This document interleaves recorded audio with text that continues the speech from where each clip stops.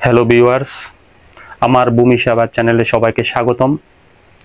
আপনারা এখনও যারা আমার চ্যানেলটা সাবস্ক্রাইব করেননি, এটা ভূমি সংক্রান্ত আপডেট সকল তথ্য পাওয়ার জন্য আমার চ্যানেলটা অবশ্যই সাবস্ক্রাইব করবেন এবং লাইক কমেন্টস করে পাশে থাকবেন।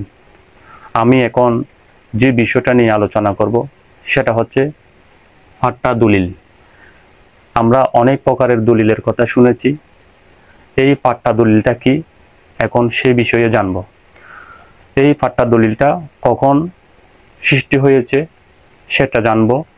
তাহলে আমাকে সর্বপ্রথম জানতে হবে এটা কিভাবে এর উৎপত্তিটা হয়েছে।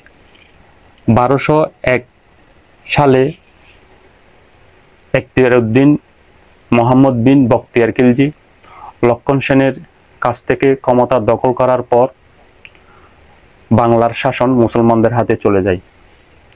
ক্রমান্বয়ে বাংলা শাসন 1201 থেকে 1765 পর্যন্ত বিভিন্ন শাসকরা শাসন করে।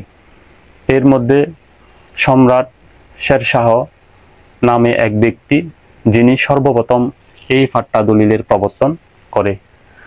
এই পাট্টা দলিলটা কি, তৎকালীন সময়ে সরকার বা জমিদার কর্তৃক কোনো প্রজাকে কোনো জমি বুক দখলের জন্য লিখিতভাবে যে অধিকারপত্র প্রদান করা হতো সেটাকে পাট্টা দলিল বলা হতো। এই পাট্টা দলিলের মধ্যে খাজনার পরিমাণ কী হবে, কত খাজনা পরিশোধ করতে হবে এই সংক্রান্ত এবং জায়গা সংক্রান্ত বিভিন্ন কিছু উল্লেখ থাকত।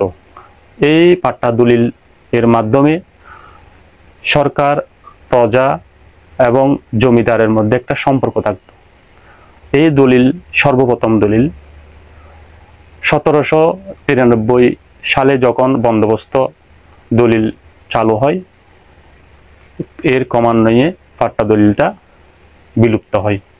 যখন 1950 সালে রাষ্ট্রীয় অধিগ্রহণ ও প্রজাস্বত্ব আইন পাশ হয়, তখন জমিদারি প্রথা চিরতরে বিলুপ্ত হয়ে যায়।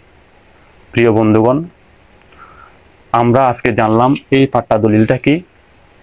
বর্তমানে পাট্টা দলিল দেখা যায় না, আমরা অনেক ধরনের দলিল দেখতে পাই। কোনো বিষয় যদি জানার থাকে অবশ্যই আমার চ্যানেলটা সাবস্ক্রাইব করবেন, কমেন্টসে জানাবেন এবং লাইক করবেন। সবাইকে ধন্যবাদ।